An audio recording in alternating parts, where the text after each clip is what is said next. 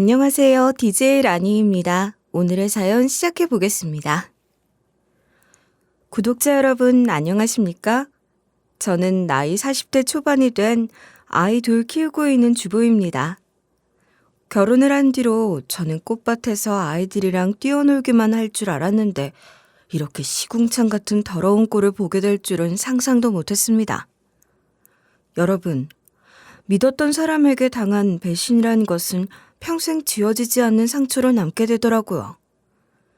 한 가지 다행인 것은 저에게도 솟아날 구멍이라는 것이 있었다는 것입니다. 팔은 안으로 굽는다던데 가끔은 바깥으로 굽는 일도 존재하더라고요. 저에게 어떤 사건이 있었는지 궁금하시죠? 지금부터 제가 아주 재미있게 이야기를 시작해 보도록 하겠습니다. 저는 마음이 여리고 가족을 누구보다 사랑하는 사람이라고 말을 하고 싶습니다.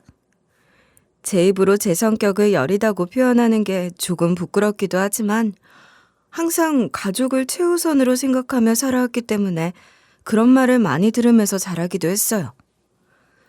가족이 행복하고 건강하게 지내는 것이 저에겐 가장 중요한 일이었어요. 그런 마음으로 하루하루를 보내고 있었습니다. 아니, 여전히 그런 마음을 가지고 있어요. 저는 가족이 항상 우선이었고 가족 간의 화합이라는 것은 인생에 가장 필요한 덕목이라고 생각을 해왔거든요. 아마 여러분들도 그렇게 생각하시는 분들이 많을 거라 믿습니다. 가족이 단단해야 밖에서도 안에서도 제가 단단하게 자랄 수 있는 기반이 되는 것이라고 생각을 해왔기 때문입니다. 우리 아버지께선 술을 정말 좋아하셨어요. 술을 즐기시다 보니 콜레스테롤 수치도 높아지고 간 건강도 많이 약해지셨어요. 아버지가 젊은 시절부터 친구들과 술자리를 자주 가지셨던 터라 늘 걱정이 많았습니다. 제가 고등학교에 다니던 시절 매번 아버지 제발 술 좀 그만 드세요 하고 잔소리를 하곤 했죠. 사실 술이라는 게 그 당시엔 제가 먹어보지 못해서 무슨 맛인지 느낌인지 몰랐기 때문에 술을 좋아하시는 아버지가 더 이해가 안 되기도 했죠.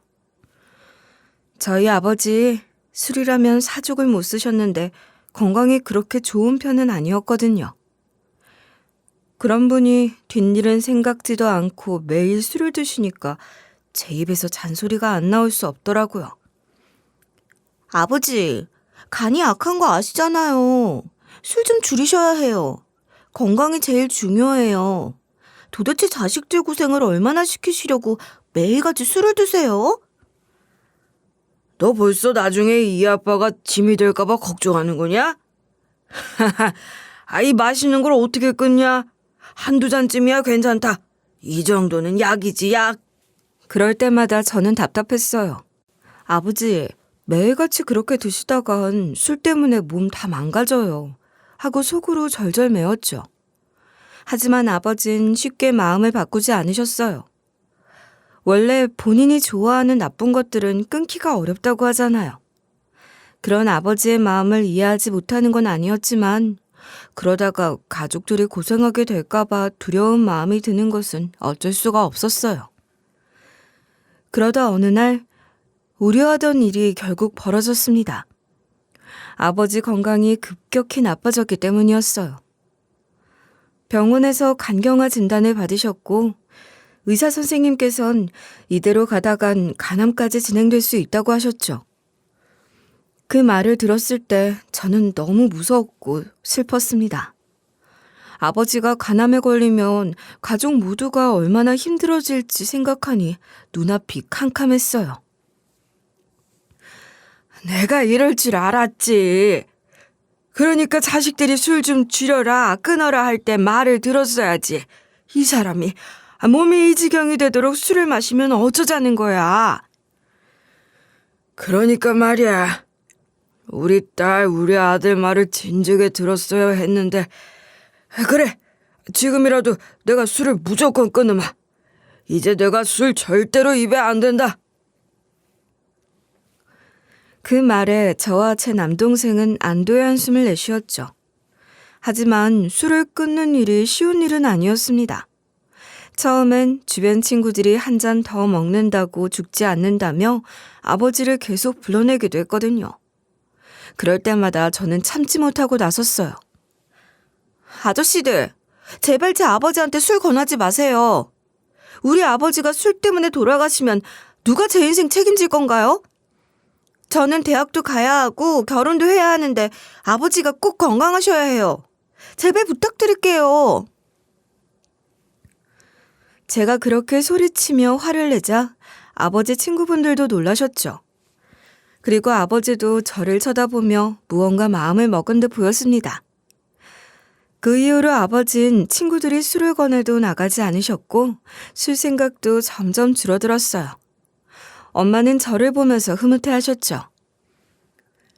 우리 딸 진짜 효녀구나. 내가 아무리 말해도 안 듣던 아버지가 딸 말 한마디에 딱 끊었잖아. 어디 가서 꼭 자랑해야겠어.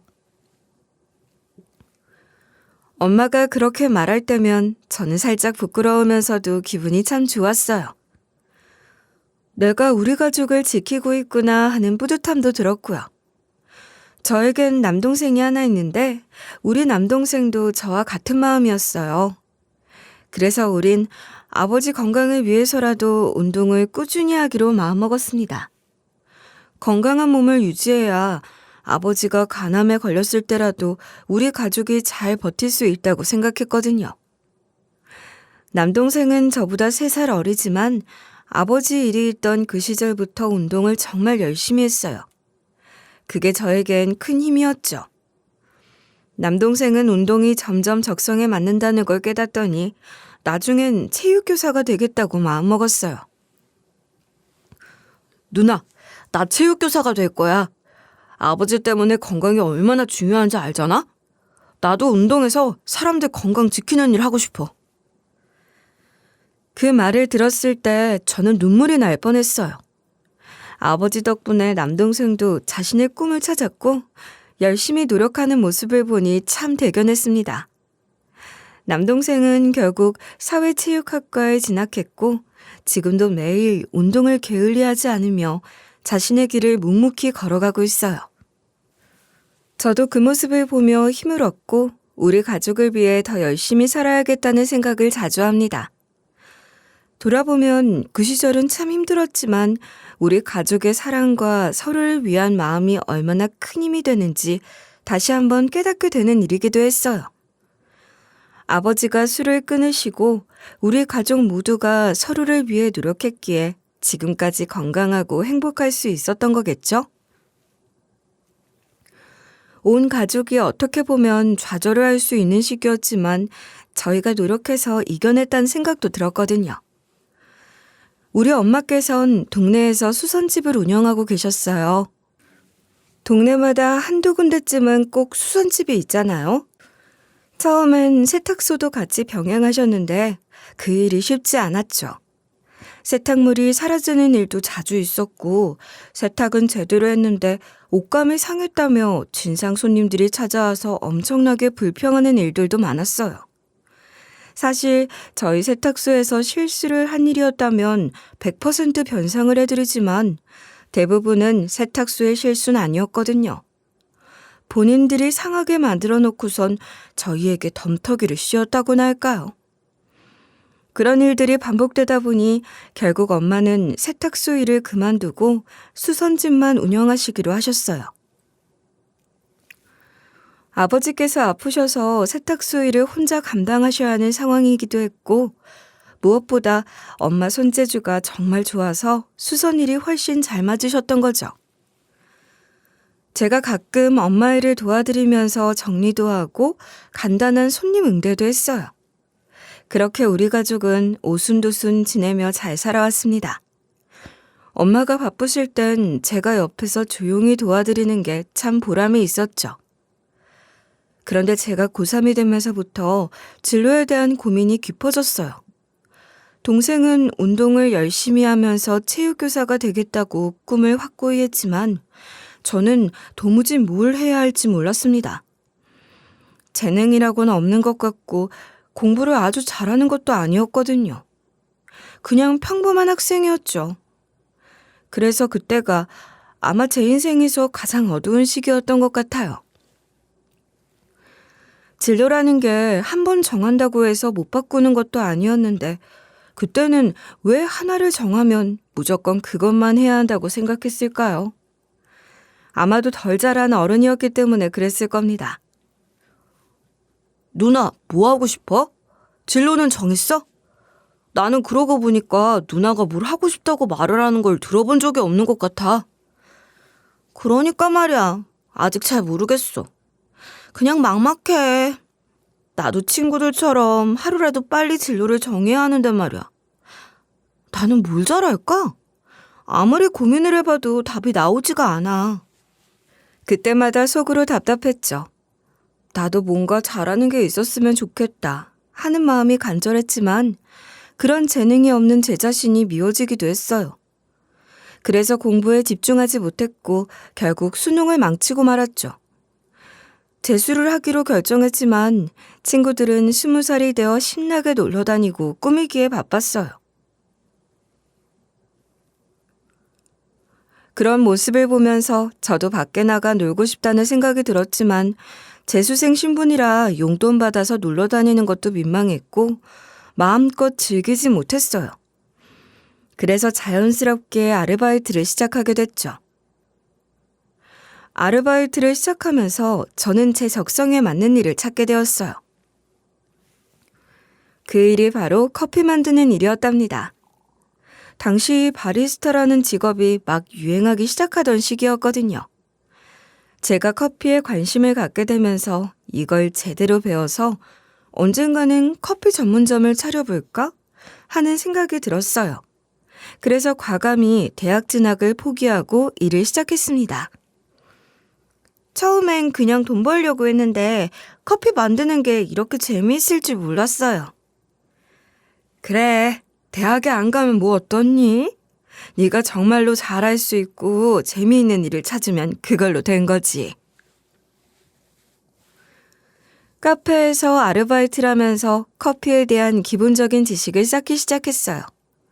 그러던 중 바리스타를 전문적으로 육성하는 학원이 있다는 걸 알게 되어 등록됐죠. 그곳에서 제대로 배워보니 20년을 살면서 이렇게 재미있게 뭔가를 배운 적이 없었어요.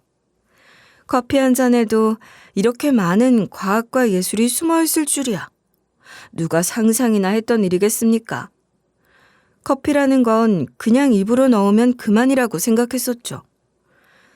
처음으로 커피의 매력에 푹 빠지면서 저는 매일매일이 즐거웠답니다. 아르바이트 하면서 손님들과 소통하는 것도 좋았고 커피 한 잔을 정성껏 내릴 때마다 뿌듯함을 느꼈어요. 그동안 진로 때문에 고민했던 시간이 조금씩 희미해지기 시작했죠. 엄마, 나 커피 배우는 거 진짜 재밌어. 언젠가 내 카페 차리고 싶어. 아르바이트해서 모은 돈으로 나중에 꼭 내 가게를 차릴 거야. 그래, 네가 좋아하는 거니까 열심히 해봐라. 엄마가 항상 응원할게. 엄마의 그 한마디가 저에게 큰 힘이 되었어요. 어려운 시절이었지만 가족의 응원과 함께 새로운 꿈을 찾을 수 있었던 게 참 감사했죠. 지금 돌이켜보면 그때 아르바이트와 바리스타 공부를 시작했던 선택이 제 인생에서 큰 전환점이 되었어요. 불안하고 막막했던 고3 시절을 지나 제가 좋아하는 일을 하며 조금씩 자신감을 찾았으니까요. 저는 바리스타 자격증을 따고 나서부터는 남의 매장에서 일을 하며 차곡차곡 돈을 모으기 시작했습니다.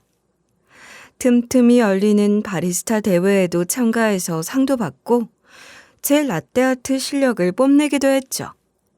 저는 라떼아트를 정말 잘했어요. 이 부분은 제가 수선집을 평생 운영하신 우리 엄마의 손재주를 닮은 것 같다는 생각도 들곤 했어요. 엄마가 옷감을 다루시는 섬세한 손길과 비슷한 느낌이랄까요? 원래 딸은 엄마를 닮는다고 하지 않겠습니까? 20살이 되면서부터 저는 조금씩 저축도 했고 이율이 좋은 적금을 알아보고 들어서 돈을 모으기 시작했습니다. 아주 소액이긴 했지만 주식 투자도 병행하면서 제 자금을 조금씩 불려나갔죠. 물론 티끌 모아 태산이라는 말처럼 아주 큰 돈이 되진 않았어요. 티끌이라는 것은 뭐래도 티끌이긴 하더라고요. 그래도 열심히 모으다 보니 제 나이 34살이 되었을 때 마침내 제 카페를 하나 낼 수 있었답니다. 와, 진짜 내 돈으로 카페를 차리다니. 이렇게 기쁠 수가 없어. 봐봐, 간판까지 있으니까 진짜 커피 전문점 같지? 누나, 진짜 축하해. 드디어 누나도 꿈을 이뤘네.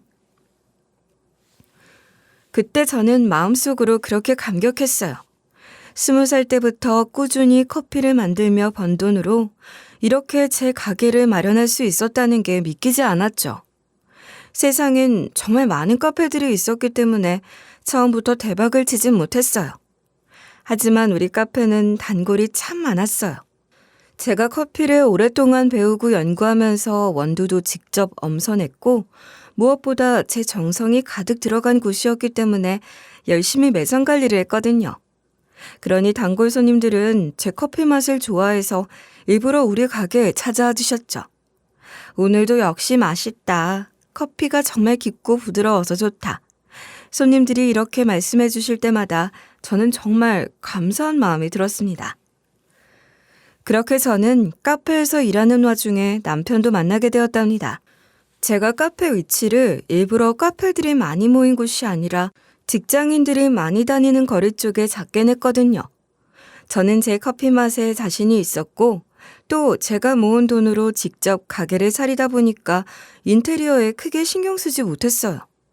그래서 맛으로 승부하자는 생각으로 커피에만 집중했죠. 바쁜 직장인들이 분위기 내러 오는 게 아니라 맛을 보고 골라주길 원했기에 그런 장소에 가게를 낸 게 잘 맞았던 것 같아요. 그리고 바로 그곳에 남편도 단골 손님 중 한 명으로 자연스럽게 들어왔습니다. 손님, 쿠폰 있는데요. 왜 안 쓰세요? 그거 아끼면 똥 되는 거잖아요. 10잔 드시면 한 잔이 무료인데. 쿠폰 많이 모으셨죠? 좀 쓰세요. 쿠폰 쓰면 사장님 손해보는 거 아니에요? 제가 그냥 모았다가 나중에 돈 떨어졌을 때 쓸게요. 그 말에 저는 꽤 감동받았어요. 지금까지 단골 중에 그런 말을 해준 사람은 없었거든요. 남편은 외모도 준수했고 말도 참 예쁘게 잘했기에 자연스레 호감이 생겼습니다.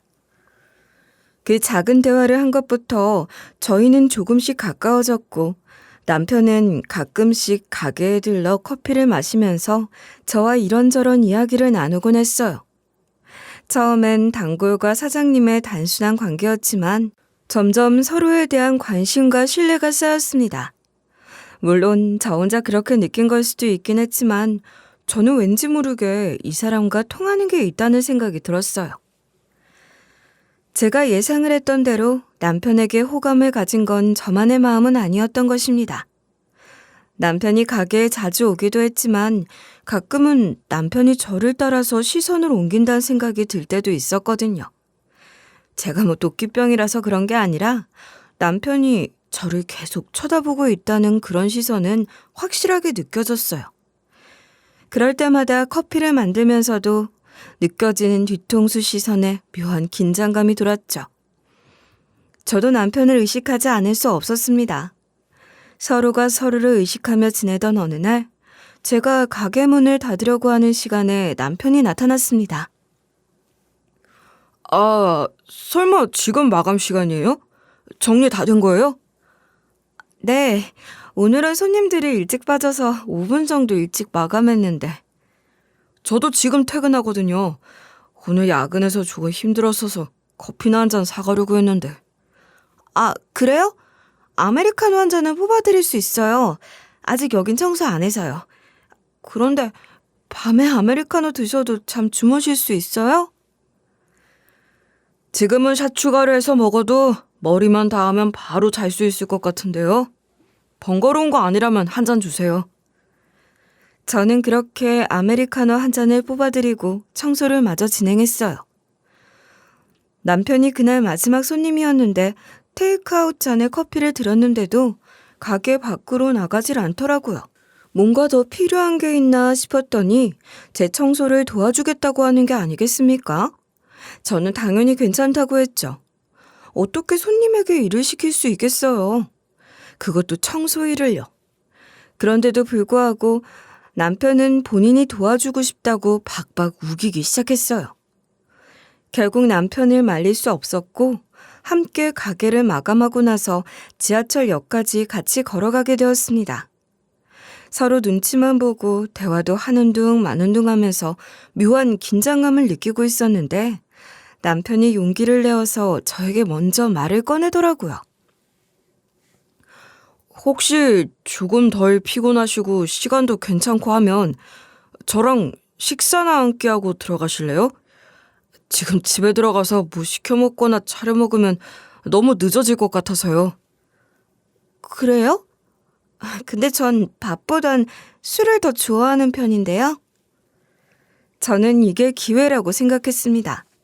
제가 술을 더 좋아한다고 말을 하자 남편은 호탕하게 웃으면서 그럼 술을 먹으러 가자고 말을 하더라고요. 아마 제가 거절을 하지 않을 거라는 걸 느낌적으로 알고 있었을지 몰라도 제 입에서 술이라는 말이 나올 거라는 건 예상하지 못한 듯 했어요.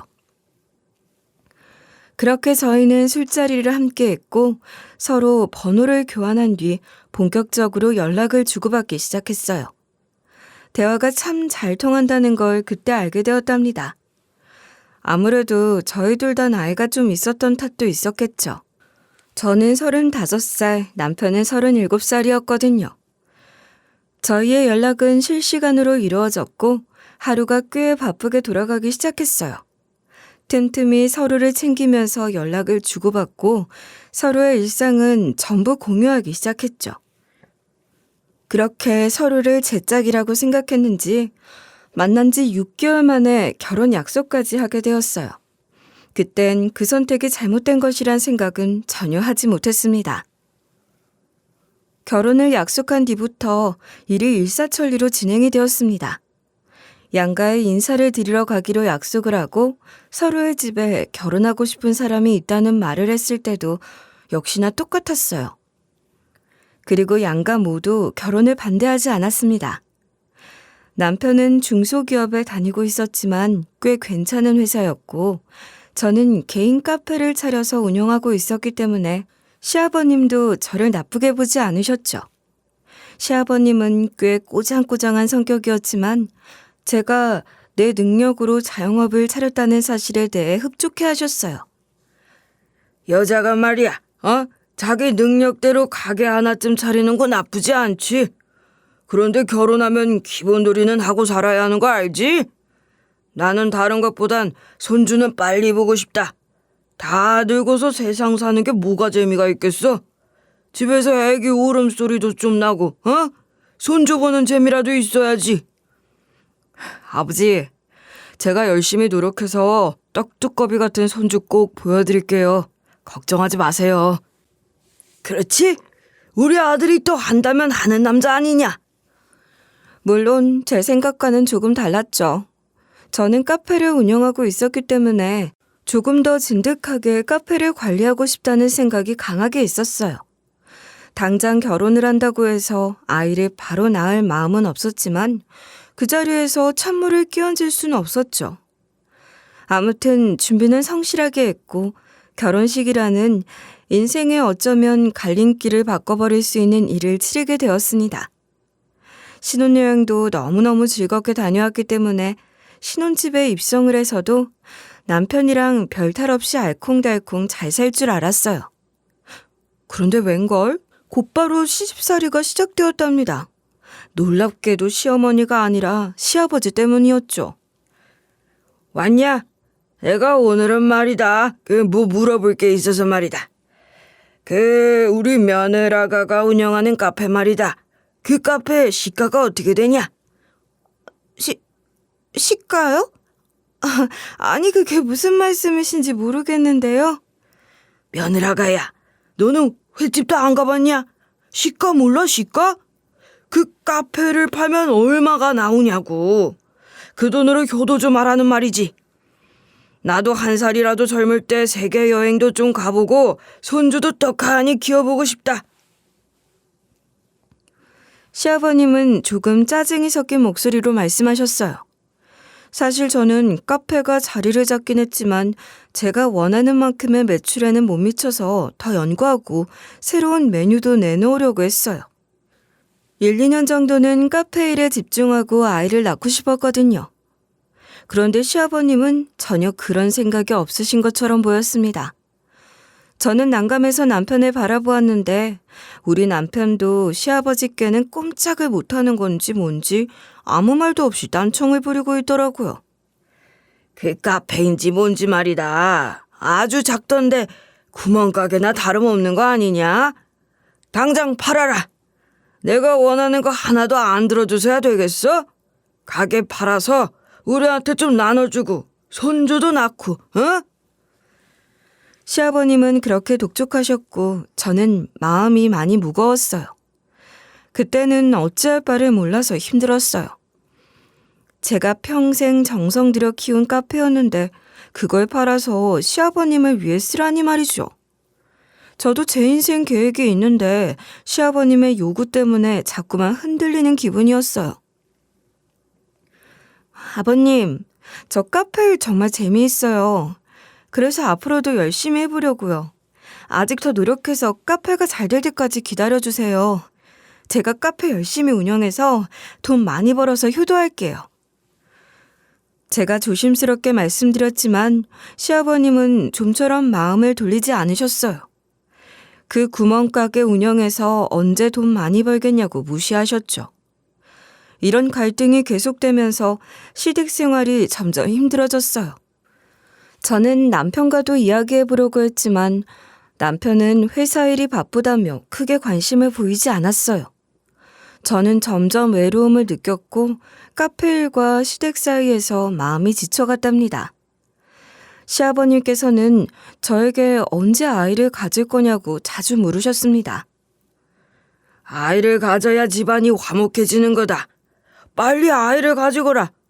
남들은 무슨 애부터 낳고 결혼을 한다는데 너희는 그런 좋은 소식 하나 없어서야 되겠냐? 시아버지의 독촉은 저를 점점 말라붙게 만들었어요. 남편에겐 잔소리를 한 번도 하지 않으면서 저에게는 자꾸 강요를 하시는 게 듣기 싫었죠. 저는 남편에게 도움을 달라고 몇 번이나 요구를 했지만 남편은 제 말을 듣는 둥 마는 둥 했습니다. 나 정말 아버님의 독촉 때문에 머리가 다 지끈거려. 우리에게 어떤 계획이 있는지 아버님한테 당신이 말씀을 좀 드리면 안 돼? 우리 아빠 고집은 아무도 못 말려. 암만 말을 해봐야 도돌이표라니까. 그냥 한 귀로 듣고 한 귀로 흘리는 게 마음 편해. 그 앞에서는 네네 하고 대답만 하면 되는데 그게 어려워? 그렇게 저는 점점 부담감에 시달리게 되었고 시아버지의 윽박은 점점 저를 넘어서서 남편에게까지 이어지게 되었죠. 남편은 방관을 하고 있다가 본인에게도 불똥이 튀기 시작하니 저를 조르기 시작했어요. 남편은 제 의사도 묻지 않은 채 아이를 가지지 않기 위해 제가 했던 노력들을 무시한 채 다짜고짜 저에게 아이를 낳자고 밤마다 저를 괴롭혔어요. 나 오늘 정말 피곤하다니까. 그냥 좀 자고 싶어. 지금 그럴 때가 아니라니까. 애 좀 빨리 가지자. 너무 늦으면 힘들어. 우리 아버지 화나면 답 없단 말이야. 아니, 시아버지가 화가 나면 안 되는 이유라도 있나요? 참나. 남편의 찌질한 말에 마음이 흔들릴 때가 많았죠. 결국 저는 아이를 가지게 되었어요. 결혼한 지 불과 4개월 만에 말이죠. 그럼에도 저는 어차피 아이를 가지기로 했던 터라 1살이라도 어릴 때 아이를 가진 것이 다행이라고 생각하기로 마음먹었어요. 요즘은 나이 조금만 먹어도 아이를 가지지 못해 시험관 시술을 하는 경우가 많잖아요. 그러니 아이가 생긴 것 자체가 축복이라고 생각하기로 했죠. 임신 기간 내내 저는 카페 일을 거의 쉬지 않았어요. 알바생이 한 명 있었지만 출산 전후로 한 3개월 정도는 알바생을 하나 더 쓰기로 해서 준비했죠. 아이가 태어나자마자 저는 바로 어린이집에 아이를 맡기고 카페 일을 계속할 생각이었어요. 그런데 그 말을 들은 시아버님께서 갑자기 노발대발하시면서 난리가 나셨어요. 어디 갓난아기를 남의 손에 맡기냐? 말도 안 된다. 애는 당연히 엄마가 키워야지. 제가 당황하며 아무 말도 못하자 평소 저의 편을 들어주시던 시어머니께서 본인이 봐주신다고 하셨지만 시아버님은 집에서 아이 울음소리가 나는 게 싫다며 애는 엄마가 키워야지 하고 또다시 큰 소리를 내셨어요. 아버님, 제가 애를 키워야 하면 카페에는 육아휴직이라는 것도 없는데 카페는 어떻게 하라고요? 팔아버려도 되고 아니면 우리 아들 명의로 넘겨서 우리 아들이 해도 된다. 커피 만드는 게 뭐가 어렵냐? 기계가 다 알아서 해준다. 우리 아들도 다 할 수 있다 이거야. 그 회사는 어쩌고요? 제 일을 왜 이렇게 무시하세요?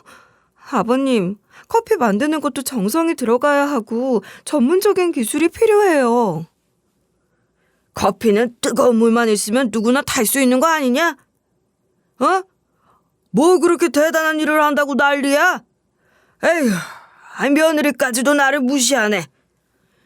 시아버지의 그런 말은 저의 자존심까지 다치게 했죠. 그때마다 시어머니께선 저를 다독여 주셨어요. 기분 나빠하지 마라.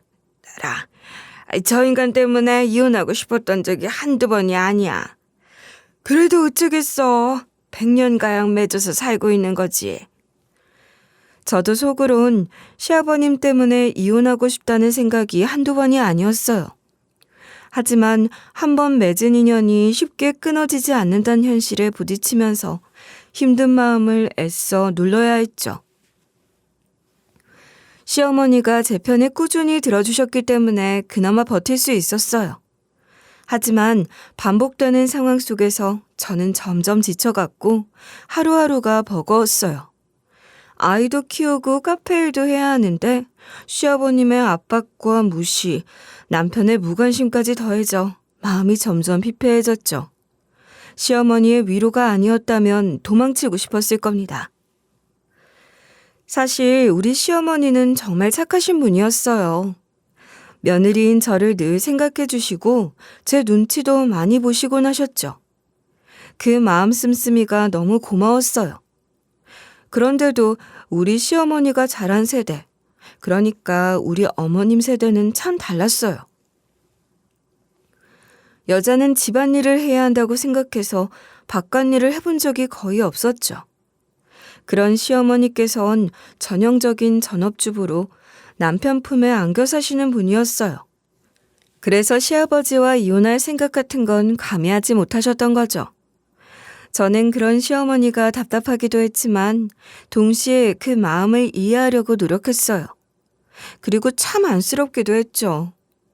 그래서 제가 돈을 벌기 시작한 이후론 시어머니께 이것저것 많이 해드리려고 애썼어요. 선물도 드리고 맛있는 것도 많이 사드렸죠. 이것 요끼라는 건데요. 제가 먹어보니까 맛있어서 어머님 생각나서 포장해왔어요. 한번 드셔보세요. 요끼? 처음 먹어보는데 며느리 덕분에 이런 것도 먹어보네. 정말 고마워. 시어머니는 정말 소녀처럼 밝게 웃으시면서 늘 이렇게 말씀하셨어요. 그런 모습을 보면서 저는 시댁에서 유일하게 제 편을 들어주시는 분이 바로 시어머니란 생각에 많이 힘을 얻었죠. 그렇게 저는 애를 키우고 카페 일을 병행하느라 정신이 없었어요. 그런데 첫째 아이가 딸이란 이유로 시아버님께서 저에게 면박을 주시곤 했어요. 아이고, 겨우겨우 난 손주가 딸이라니. 역시 아들이 있어야 집이 든든한 거다. 둘째는 무조건 아들을 낳아라. 그런 시아버님의 말씀에 남편은 또 시아버지 말씀은 절대 맞다며 둘째를 가지자고 다그쳤죠. 첫째가 돌도 안 되는데 무슨 둘째야. 나 둘은 도저히 못 키워. 여보, 둘째를 가져야 우리 아버지한테 예쁨을 받지. 언제까지 이렇게 잔소리만 들을 거야? 그렇게 저는 역시나 계획 없이 둘째를 가지게 되었죠. 그런데 둘째를 낳고 살이 많이 쪘어요. 저도 카페에서 일을 하는 사람인데 살이 찐 모습에 자존감이 떨어져 있었죠. 그런데 남편놈, 그런 저에게 괜찮다고 말을 해주긴커녕 면박을 주더라고요. 다이어트 안 하냐? 같이 다니기 쪽팔리다. 살이 쪄도 너무 쪘어. 와이프한테 그렇게 말하는 사람이 어딨어? 그런 말 때문인 건지 이상하게 스트레스를 많이 받아서 그런 건지 식욕이 뚝 떨어졌어요. 입맛도 없고 입이 쓰다고 해야 할까요? 뭐든 먹어도 맛이 없고 당기는 것도 없었습니다. 심지어 식사를 거를 때가 많았죠. 어느 날 둘째를 데리고 소아과에 진료를 받으러 갔는데 소아과 선생님께서 제 혈색이 너무 안 좋아 보인다며 꼭 건강검진을 받아보라고 권하셨어요. 그래서 내과에서 검사를 했죠. 복부 초음파, 그러니까 간 초음파 검사에서 결절이 발견되었고 혈액 검사에서도 수치가 좋지 않게 나왔어요. 결국 정밀 검사를 받았는데 간암 말기라는 시한부 판정을 받았습니다. 그 소식을 듣고 저는 정말 죽을 맛이었어요. 친정집은 초상집 분위기가 됐어요. 뭐라고? 아니 어떻게 암이냐? 아이고 우리 며느리 어떡해? 불쌍해서 어떻게 하냐? 그런데 이상하게도 그때부터 남편이 점점 수상한 행동을 보이기 시작했어요. 퇴근 시간이 불규칙해지고 술자리를 자주 가지더라고요. 심지어 저한테 핸드폰까지 숨기는 일이 생겼죠. 그러던 중 남편 차 안에서 양평에 있는 카페 영수증을 발견하게 되었어요. 그때 저는 이 인간이 바람을 피우는구나 하고 난리가 났죠. 남편에게 따졌어요. 이 카페는 어디 있는 거냐, 왜 거기까지 갔냐고 쏘아붙이자 남편은 오히려 역정을 내면서 회사 사람들이랑 주말에 공치러 간 김에 들른 거라면서 의처증이 심하다고 따지더라고요. 그 순간에도 저는 믿고 싶지 않았지만 마음 한구석에선 불안감이 커져만 갔어요. 제 성격 역시 보통 내긴 아니거든요. 남편 차 안에서 발견된 영수증을 찬찬히 뜯어보니 딱 2인분 분량이었어요. 그 순간 머릿속이 복잡했습니다. 이게 무슨 의미일까 싶었죠. 공치러 간 사람이 남편 포함 2명일 순 없잖아요. 그래서 남편 몰래 남편 차에 있는 블랙박스를 뒤져보게 됐습니다. 그랬더니 이 사람이 얼마나 치밀하게 포맷을 해놨는지. 그런데도 다 지우지 못한 흔적들이 있었습니다. 블랙박스 속 영상을 하나하나 확인하던 중에 남편이 한 여자와 숙박업소에 들어가는 모습이 찍힌 걸 발견하게 된 겁니다. 그걸 본 순간 참을 수 없었죠. 저는 남편의 머리채를 잡으며 소리쳤어요. 야, 바람 아니라며. 딴 여자랑 버젓하게 숙박업소에 들어가는 게 찍혔는데 바람이 아니라고 단정을 지으면서 이야기를 해? 나를 의처증으로 몰아? 아씨, 그걸 또 뒤져봤어? 너도 참 지긋지긋하다. 아픈 여자 데리고 사는 게 뭐 쉬운 일인 줄 알아? 남편은 저에게 사과 한마디 없이 시댁으로 도망쳤어요. 저 역시 분이 풀리지 않아서 남편이 시댁에 간 것을 확인한 후 시댁으로 쏘았죠. 그리고 시어머니와 시아버지 앞에서 남편의 바람을 털어버렸습니다. 뭐라고? 바람을 피워? 지금 처가 아파 죽겠다는데 그 지랄 연병을 떨고 싶으냐? 왜 애한테 뭐라고 그래? 애도 오죽하면 바람을 피웠겠어. 저가 아프니까 딴 데로 눈이 돌아가는 거지. 그러길래 몸 관리 좀 잘하지 그랬냐? 뭐라고요? 아버님, 어떻게 그런 말을 아픈 제 앞에서 하실 수 있어요? 내가 뭐 틀린 소리 했냐? 남자가 살면서 바람 한 번쯤은 피울 수도 있는 거지. 앞으로만 안 피우면 되는 거다. 저는 그대로 기절해버리는 줄 알았습니다. 어떻게 제 앞에서 그런 소리를 할 수 있냐고요.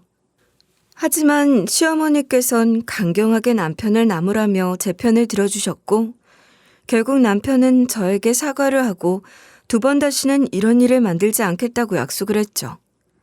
제가 몸이 아팠기 때문에 어쩔 수 없이 넘어가려 했지만 이 약속은 3개월을 넘기지 못했습니다. 남편 놈이 쪽지 한 장 덜렁 남겨놓고 가출을 해버렸거든요. 상간녀와의 로맨스를 찾아가겠다고 병든 저 같은 년 수발들기 싫다면서요. 아니 이게 말이 되는 소립니까? 하지만요. 저라고 그냥 당하고만 있을 사람이겠어요? 지금 당장 제가 죽는다고 해도요. 저는 이미 모든 걸 계획해둔 사람이었습니다. 이대로 넘어가면 제가 사람도 아니죠. 저는 이미 이런 상황이 올 줄 알았기에 아주 철저히 준비해두고 있었던 겁니다. 제가 어떤 복수를 신랄하게 준비를 했는지 궁금하실 텐데 지금부터 그 통쾌한 이야기를 시작하겠습니다. 정확히 2주일이 지났을까요? 그날 이후로 남편은 물론이고 시아버지까지 저를 찾기 시작했어요. 처음엔 남편이 저에게 계속 전화를 걸어왔지만 제가 전화를 받지 않자 결국 음성사서함에까지 메시지를 남기더라고요. 뭐라고 남겼냐고요? 야, 우리 엄마 집이 팔렸다는데 오갈 데가 없어서 지금 내가 내 여자친구랑 지내는 집으로 오겠다는데 이게 도대체 어떻게 된 일이야? 내 여자친구랑 지내는 집이랍디다. 그 말을 듣는 순간 얼마나 웃기던지 저 혼자 깔깔거리며 웃어버렸습니다. 아니, 이혼도 하지 않은 마누라 앞에서 자기 여자친구 이야기를 꺼내는 바보가 존재한다뇨? 그것도 음성사서함으로 남겨준 덕분에 증거까지 완벽하게 수집이 됐죠. 거기다가 그 시집댁 내가 팔았는데 뭐 어쩌라고? 내 집인데 뭐가 문제야? 하는 생각이 들더라고요. 저는 남편 놈에게 전화를 걸었습니다. 이젠 슬슬 진실을 알려줘야 할 때가 된 것 같아서요. 야, 왜 이제 전화를 해? 너 미쳤어? 네가 무슨 권리로 우리 부모님 집을 팔아치우냐고. 너 무슨 사무소 위조라도 했냐? 너 그거 죄야. 죄, 범죄. 그래? 아마 아닐걸? 그 집 내 집이야. 내 집을 내가 정리했는데 무슨 문제가 있다는 거야? 아니, 우리 엄마 아빠 집이 왜 네 집이야? 너 지금 뭐 잘못 먹은 거 아니야? 목소리도 높아지고 완전 난리가 났더라고요. 당연히 당황스럽겠죠. 시부모님이 그 집을 산 지도 꽤 시간이 흘렀고 어떻게 돈을 모아 샀는지 남편이 다 알고 있었으니까요. 하지만 저는 침착하게 웃으며 말했죠. 어쩌겠어. 그 집 진짜 내 집 맞는걸. 내가 무슨 간덩이가 부어서 사문서 위조를 하겠니? 안 그래? 이쯤 되면 궁금하시죠? 도대체 어떻게 된 일이냐고요. 이야기는 조금 더 거슬러 올라가야 합니다. 제가 가난 말기 판정을 받고 얼마 지나지 않았을 때 남편의 외도가 들통났지 않겠습니까? 저는 분노를 이기지 못하고 남편의 머리채를 휘어잡았어요. 그 일로 남편은 저를 피해 시댁으로 도망쳤고 저도 곧장 시댁으로 찾아갔었고요. 그리고 모든 사실을 낱낱이 밝혔죠. 제가 아프고 힘든 시기에 남편이 외도를 저질렀다고 말입니다. 그때 시어머니의 반응이 아직도 생생해요. 너는 사람도 아니구나. 짐승도 아픈 짝은 안 버린다는데 네가 진짜 인간이냐? 하시며 남편 등짝을 세차게 후려치셨어요. 그러면서 미쳤냐고, 지금 상황이 어떤지도 모르냐고 소리를 지르셨죠. 그런데 반대로 시아버지는 그 자리에서 아주 태연하게 남편 편을 들지 않았겠습니까? 남자라면 그럴 수도 있지라는 뉘앙스로 말하는 걸 듣고 시어머니는 더는 참을 수 없었던 모양입니다. 나중에 알게 된 사실이지만 시아버지도 젊었을 적부터 계집질을 참 많이 하셨더라고요. 그 일로 시어머니 속을 얼마나 썩였는지 모른대요. 그래서였을까요? 시댁에서 집을 구입할 당시 시어머니가 그 집을 자기 명의로 받게 된 데에는 다 이유가 있었던 거죠. 시어머니께서 당시 조건을 걸었대요. 당신 또 바람 피우면 이 집 몽땅 내 앞으로 넘기고 바로 이혼해. 아이 참, 몇 번을 이야기해. 나 이제 계집질 할 힘도 없고 그럴 여유도 없다고. 있는 돈 다 털어서 집을 샀는데 무슨. 그러니까 내 명의로 바꾸라고. 그렇게 단단히 못을 받고 받은 집이었어요. 그때는 시아버지가 더 이상은 안 그런다고 하면서 마지막으로 믿어달라고 사정하며 동의했던 거래였던 거죠. 그리고 시어머니는 그 말을 믿고 집을 자신의 명의로 등기해 두셨던 거고요. 하지만 말이에요. 정작 자신의 아들이 외도를 저지르고도 아무런 반성도 없이 대놓고 여자를 감싸는 모습을 보고 시어머니의 마음은 완전히 돌아서 버린 거예요. 그동안 꾹꾹 눌러왔던 분노가 폭발한 순간이었죠. 어떻게 아들이란 놈이 저렇게 뻔뻔할 수가 있어. 저놈이나 당신이나 다 똑같아. 더는 못 참겠어. 그 말을 남기시고는 조용히 저를 따로 부르시더라고요. 시어머니는 제 손을 꼭 잡으며 이렇게 말씀하셨어요.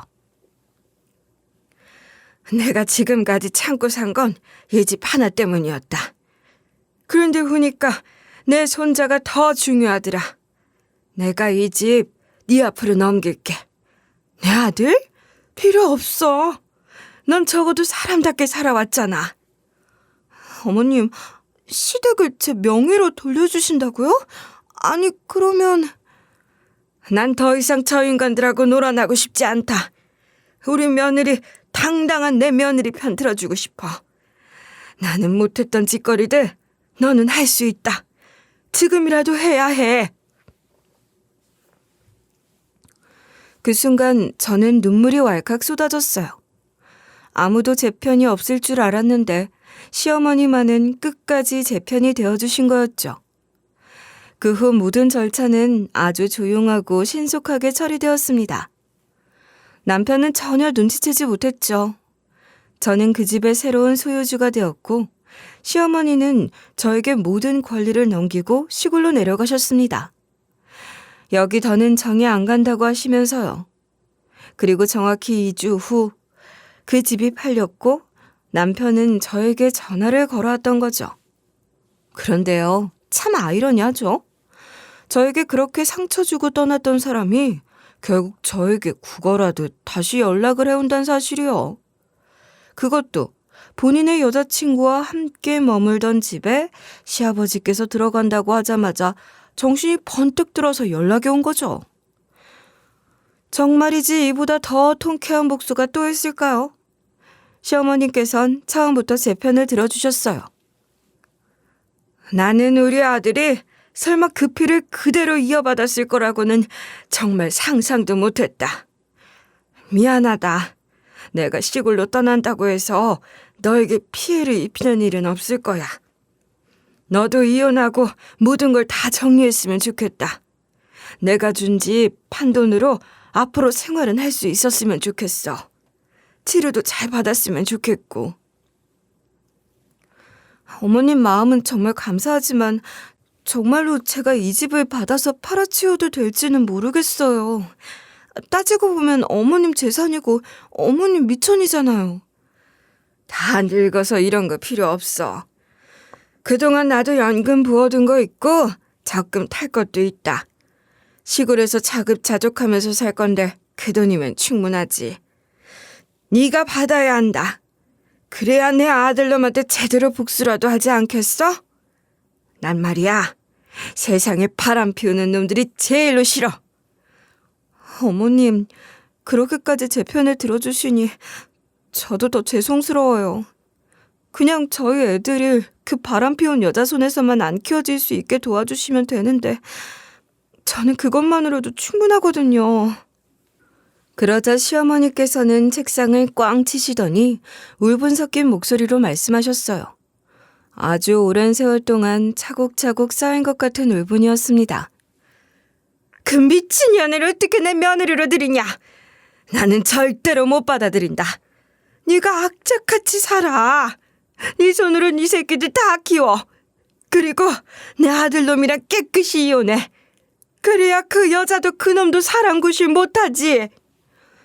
어머님, 제가 정말 어머님께 평생 절을 해도 모자라겠어요. 그년이랑 재혼해서 같이 살자고 하기만 해봐라. 내가 아주 시골에 내려가는 것도 잡아버리고 그냥 시집살이 죽어라고 시킬 테니까. 내가 할 줄 몰라서 안 시키는 줄 알아? 시집살이 나도 당해봐서 다 할 줄 알지. 내 며느리 귀한 줄 알아서 안 한 거지. 아무튼 이 집 받아. 그리고 당장 팔아버려. 그러고 나서 연락 다 끊고 잠수 타버려. 저 인간들 아주 어리둥절해서 발만 동동 구르게 만들어버려야 한다. 굳이 그 집 저한테 주시지 않고 안 팔아도 복수는 할 수 있을 것 같은데. 한 번 할 거 확실하게 해. 나는 네가 내 대신 복수까지 해줬으면 좋겠어. 나는 간이 작아서 지금껏 생각만 하고 못했거든. 그런데 말이야, 사람이라는 게 참 간사한 게 다 적응하게 돼. 난 지금 네가 참 귀하고 고맙다 생각하지만 시간이 지나면 혹시 나도 변할까 봐 무서워. 그러니까 지금이 기회야. 그리고 내 아들놈이 바람 피우면은 절대 귀한 며느리가 될 수 없어. 정말 감사합니다. 이 은혜 잊지 않고 제가 아이들까지 잘 키울게요. 치료도 잘 받고요. 그래, 살겠다는 그 의지만 있어도 충분하다. 그렇게 저도 결심을 했습니다. 바로 부동산을 찾아가서 집을 내놨죠. 며칠 안 되어 집은 금세 팔렸습니다. 마음이 아프기도 했지만 후회는 없었어요. 남편이 바람을 피웠을 뿐 아니라 시아버지까지 그 편을 들자 시어머니의 모든 인내심이 무너져버린 결과였죠. 내가 그때 이 집을 내 명의로 해둔 건 정말 잘한 일이야. 내가 다시 이혼하고 새 출발은 못하더라도 너라도 그렇게 살아야지. 저는 시어머니의 그 말씀을 가슴에 새기며 그 집을 판 돈으로 치료를 시작했어요. 사실 병을 처음 진단받았을 때만 해도 돈이 아까워서 치료를 미뤘었거든요. 죽을 수도 있다는 생각보다 병원비가 너무 비싸다는 생각이 먼저 들었으니까요. 하지만 이제는 달랐습니다. 집을 팔면서 받은 이 돈 절대 허투루 쓰지 말자. 살 수 있으면 악착같이 살아서 그놈한테 있는 동전 하나까지도 탈탈 털어와서 우리 애들 통장에 다 넣어주자. 그 생각 하나로 하루하루를 버텼습니다. 사실 시아버지의 마지막 한마디가 방아쇠가 된 것도 있었습니다. 우리 아들이 처음부터 바람을 피울 생각이란 걸 했겠어? 우리 집안은 괜찮은데 네가 하자 있는 몸으로 들어와서 다 망가졌어. 물을 흐린 건 너야. 그 말이 어찌나 충격적이었는지요. 결국 미련 없이 집을 팔아버렸습니다. 그리고 치료를 받으면서 차근차근 이혼 절차를 준비하기 시작했습니다. 아이들이 언젠가 자라서 이 모든 이야기를 알게 되더라도 부끄럽지 않은 엄마가 되고 싶었어요. 시세보다 5천만 원 정도 저렴하게 집을 올려두었더니 정말 생각보다 빠르게 계약이 성사되었습니다. 며칠 사이에 이사 날짜까지 확정되었고요. 저는 그 사실을 오직 시어머니께만 조용히 알려드렸습니다. 어머님, 집 정리됐어요. 이사 날짜도 나왔고요. 그 말을 들으시자 시어머니께선 조용히 짐을 싸기 시작하셨습니다. 아무 말씀도 없이 그저 묵묵히 하나씩 짐을 챙기시는 모습에 저도 괜히 마음이 짠해졌죠. 며칠 동안 짐을 싸고 있으니 시아버지께서도 시어머니가 뭘 하시는지 궁금했나 봅니다. 시어머니께 왜 짐을 싸냐고 물어봤다고 하더라고요. 아니, 갑자기 왜 짐을 싸고 지랄이야, 지랄이? 당신 어디 가? 이참에 뭐 쓸데없는 물건 다 버리게? 근데 이 가방은 쓸만한 거 아닌가? 왜 정리를 하고 그래? 아이고, 당신 몰랐소? 이 집 이제 며느리가 팔았잖소. 당신은 이제 아들 집에 얹혀 살아야지. 얼른 짐 싸요. 그게 무슨 소리야? 며느리가 우리 집을 왜 팔아? 내가 이 집을 며느리 명의로 줬으니까 팔지. 우리 아들이 바람나서 이혼할 거라고 집도 팔아버렸다네? 그래서 나는 우리 언니가 있는 시골에 내려가서 살아보려고. 땅 나만 받아준다고 하니까 당신은 그 잘난 아들놈 집에 가서 살아. 아들 여자친구랑 같이. 시아버지께선 그제야 사태의 심각성을 깨달으셨는지 바로 저에게 전화를 걸어오셨습니다. 하지만 저는 그 전화를 받지 않았습니다. 솔직히 받기 싫었습니다. 아니, 받지 말아야 했습니다. 이미 모든 결심이 끝난 상황에서 다시 흔들리고 싶지 않았거든요. 그 뒤로 시아버지께 연락을 받은 남편 역시 알게 되었고 남편도 당황해서 저한테 계속 전화를 걸었습니다. 그날 하루에만 몇 통을 했는지 모르겠습니다. 집이 왜 팔렸느냐, 어쩌자고 이런 일을 했느냐 난리가 났죠. 하지만 저는 그 어떤 연락에도 응하지 않았습니다. 그 시점에서 저는 이미 치료를 병행하면서 이혼 소장까지 접수한 상태였습니다. 제 결심은 단단했고 더는 흔들리고 싶지 않았습니다. 남편은 제가 연락을 받지 않자 빌었다가 화를 냈다가 결국엔 저의 속을 뒤틀리게 만들 작정을 한 건지 요상한 소리들을 하더라고요. 그래, 나도 이제 여자친구랑 살 거긴 하지만 그 집을 네가 왜 파냐? 곧 죽을 사람인데 집이 왜 필요하냐? 하지만 돌려줘. 아니면 판 돈이라도 좀 줘라. 그 집이 내 명의 집이라니까? 그러니까 집 판 돈도 내 돈이지. 네 몫은 하나도 없어. 어머님 말씀 못 들었어? 어머님 명의의 집을 며느리인 나에게 주신 거고 당신이랑은 상관없다는 말. 남편놈 모든 것이 사실이니 찍소리도 못하더라고요. 이후 법적 절차는 빠르게 진행되었습니다. 남편은 명백한 유책 배우자였기 때문에 이혼 판결은 제가 원하는 대로 진행됐고 위자료도 모두 저에게 지급하도록 결정이 났습니다. 솔직히 속이 다 시원하더라고요. 에이그, 꼬숩다 정말. 위자료에 양육권에 양육비에. 나도 이제 속 다 털었다. 시원하다. 그 말이 절로 나왔습니다. 재산 분할도 제가 받아냈고 아이들 양육권은 물론 양육비도 정확하게 책정되어 저에게 지급되도록 했습니다. 저는 이제 제 아이들을 제가 책임지고 키우겠다고 결심했으니까요. 그런데 정말 가장 사이다였던 건 따로 있었습니다. 시골에 간 시어머니께서 그 상간녀를 가만두지 않으셨다더라고요. 집 팔기 전에도 그러셨지만 이후엔 더 노골적으로 그 여자에게 압박을 주셨다고 합니다. 말 그대로 숨도 못 쉬게 괴롭히셨다더라고요. 시골에서도 매일같이 아침 7시에 전화를 해서는 문안 인사를 전화로 올리라고 닥달을 하셨고 아이는 언제 나올 거냐고 아들이 아니면 필요 없으니 딸 낳을 거면 남주라고 하셨다네요. 거기다가 매달 용돈 보내라. 몸이 허하니 한약 지어 보내라. 우리 아들 아침밥 뭘 줬는지 사진 찍어 보내라. 정말 별의별 시집살이를 다 시키셨더라고요. 어디 사랑이 밥 먹여주냐? 그러면 밥 안 먹어도 배부르겠네. 여자는 살찌면 보기 흉하다고 우리 아들이 그러던데 니년도 밥 먹지 말고 살이나 빼라. 결국 그 상간녀 버티지 못하고 도망쳤다고 합니다. 그렇게 둘이 지내던 것도 오래가지 않았습니다. 대충 2달쯤 됐을까요? 시어머니의 갑질에 상간녀가 짐 싸서 야반도주했다는 소식이 들려왔습니다. 그 이야기 들었을 때 저도 모르게 피식 웃음이 났습니다.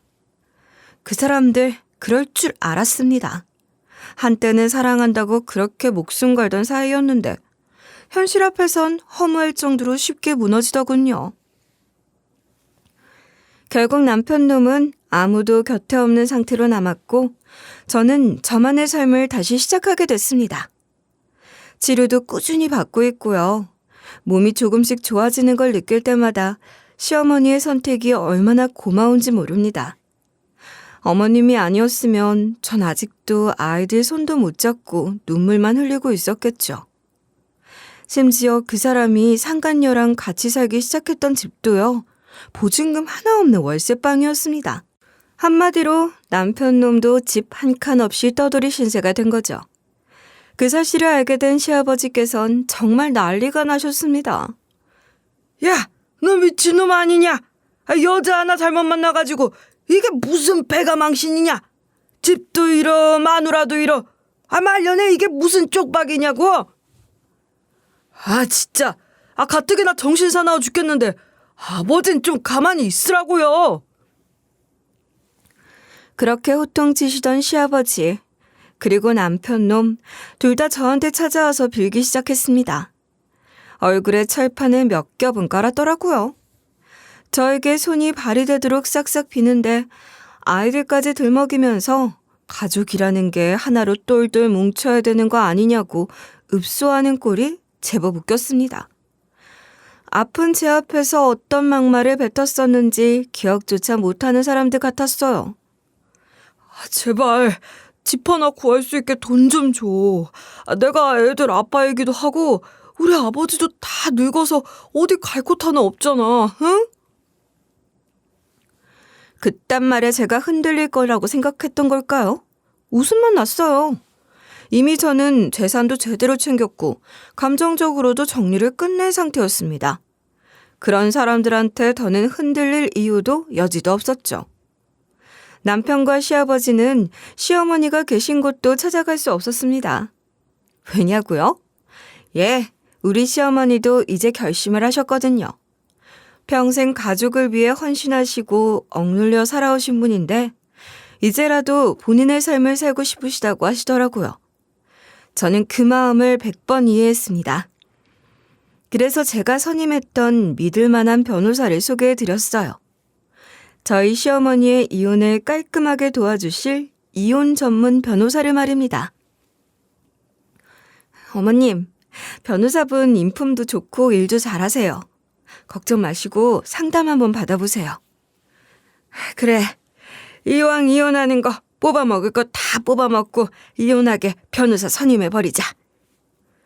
그리고 결국 시어머니께서도 이혼을 결정하셨고 조용히 절차를 밟아나가셨습니다. 마침 그 집도 어머님께서 저에게 주셨던 돈으로 얻은 거였기에 저로서도 마음 편히 해드릴 수 있었죠. 시어머니 덕분에 저도 많은 것들을 수월하게 정리할 수 있었습니다.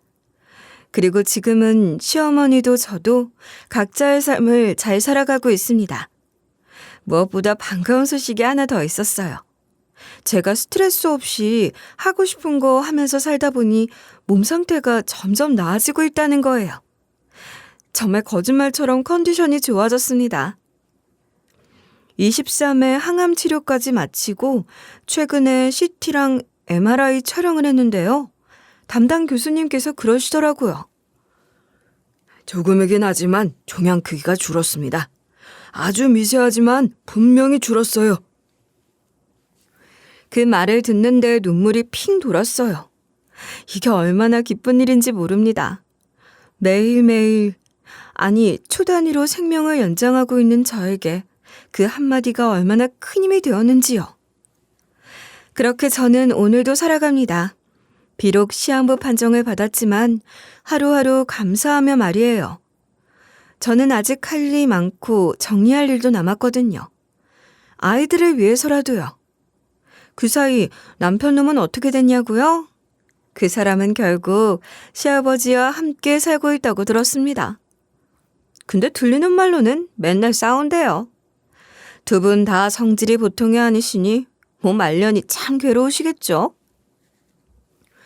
이제 와서 후회한들 무슨 소용이 있겠습니까? 자기 손으로 다 망가뜨려 놓고 이제 와서 책임은커녕 구걸이나 하고 있으니 말이에요. 본인의 선택에 어떤 결과를 가져왔는지 뼈저리게 느끼고 계시겠죠? 저는 이제 그런 사람들 생각 안 해요. 제 시간을, 제 감정을 그런 사람들에게 더 쓰고 싶지도 않습니다. 오히려 지금처럼 제 삶을 스스로 지켜내며 살아가고 있다는 것에 자부심을 느낍니다. 여러분, 저를 꼭 응원해주세요. 제가 끝까지 정리 잘하고 이 세상을 떠날 수 있도록요. 저는 지금 이 순간에도 살아있어요. 누군가에겐 그저 지나가는 하루일지 몰라도 저에겐 소중한 생명의 일부거든요. 그래서 더 소중히, 더 뜨겁게 살아가고 있습니다. 이건 제 인생의 마지막 장이 아니라 또 다른 시작이라고 생각합니다. 그러니 힘내서 암을 이겨내고 우리 아이들이 제가 없어도 버틸 수 있는 날이 올 때까지 끈질기게 생명줄 잡아보겠습니다. 제 이야기 들어주셔서 감사합니다.